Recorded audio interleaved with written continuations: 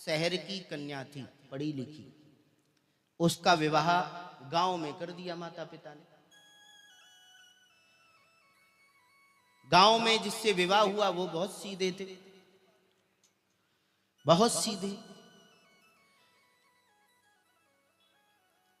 नवरात्रियों का समय तो अपनी ससुराल अपनी पत्नी को लेने गया तो उसकी पत्नी पढ़ी लिखी थी, समझदार थी, होशियार थी। वो बेचारा सीधा साधा। जब पहुंचा,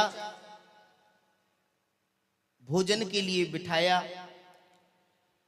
तब तक उसकी पत्नी की सहेलियां भी आ गई।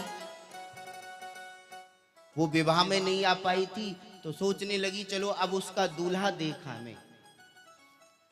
पहुंच गई। अब उसने अपने श्रीमान जी की खूब प्रशंसा की, ऐसे हैं वैसे हैं, इतने समझदार हैं, खूब तारीफ की। वो पहुंची जब सहेली, सब भोजन बनाकर परोसकर उसके सामने रखा। और वो बेचारा गांव का सीधा साधा। बढ़िया थाली सामने आई, पूड़ी साग इत्यादि। तो छोटी छोटी पूड़ी। अब बैठा खाने तो सोचा अब इस छोटी सी पूड़ी का भी क्या ग्रास करूं, क्या इसमें से तोड़ूं। तो उसने पूड़ी के ऊपर साग रखा और एक ही बार में जय सिया राम। उसकी सहेलियों ने देखा तो हंस पड़ी। कहने लगी बहन जैसा तू बता रही थी ना बिल्कुल वैसा ही है। तूने खूब समझदारी की बातें बताई लेकिन एक भी लक्षण नहीं दिखता। अब उसे बड़ी शर्म आई, लज्जा आई।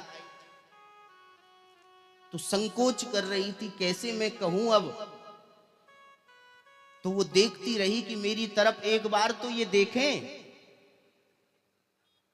जैसे उसने उसकी तरफ देखा तो उसकी पत्नी ने चूल्हे पर बैठी बैठी ने इशारा किया, एक नहीं दो भाग तो कर लो कम से कम। अब वो सोचने लगा ओहो हमारी पत्नी बड़ी सहानुभूति दिखा रही है।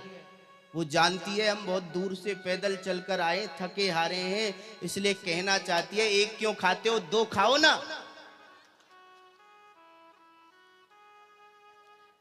अब उसने पूड़ी, फिर उसके ऊपर साग, फिर उसके ऊपर पूड़ी और फिर जय सिया राम। अब बस उसने जब देखा तो ऐसे माथे पर सर पटका। समझाने वाला जब नहीं समझता है ना तो लोग माथे पर कितना बुद्धू है करते ना। उसने जब पत्नी को ऐसे करते हुए देखा तो सोचने लगा ओहो ये मेरी पत्नी कहना चाहती है नवरात्रि चल रहे हैं, माता जी का प्रसाद है, सीधे मत खाओ, माथे पर लगा के खाओ। अब उसने पहले माथे पर लगाए फिर खाए। हे भगवान। अब उसने चूल्हे पर काम कर रही थी तो एक लकड़ी ली और लकड़ी को चूल्हे में डालते हुए कहा हे चूल्हे जैसा जल रहा था वैसा ही जल, मानो जैसा तू खा रहा था वैसा ही खा। तब जाके वो एक पर फिर वापस आया।